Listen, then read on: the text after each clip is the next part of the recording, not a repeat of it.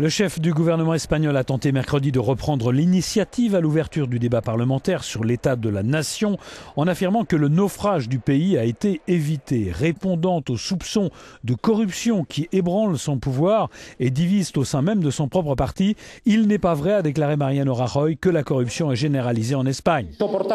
Toute corruption détruit l'esprit civique, porte un coup à la démocratie et discrédite l'Espagne. Mariano Rajoy a énuméré plusieurs projets dont l'objectif est d'obliger les partis politiques à plus de transparence. Le Premier ministre espagnol a bien sûr défendu son action, affirmant que les mesures prises avaient été imposées par la ruine qui menaçait l'Espagne. La réalité économique et sociale de notre pays est terriblement dure et à partir de cette constatation, nous avons rendu plus fermes nos décisions. Et à ceux qui demandent un certain répit parce que le processus du changement est en cours, je réponds, tout ceci vient de commencer et le chemin vers l'objectif de cette législation, l'emploi, est encore long. Les perspectives de croissance de l'activité économique espagnole sont négatives pour cette année et les chiffres du chômage ne devraient pas s'améliorer. Selon le gouvernement espagnol, le chômage a dépassé les 26% en 2012. Mariano Rajoy a annoncé mercredi des mesures pour lutter contre le chômage des jeunes qui atteint plus de 55%.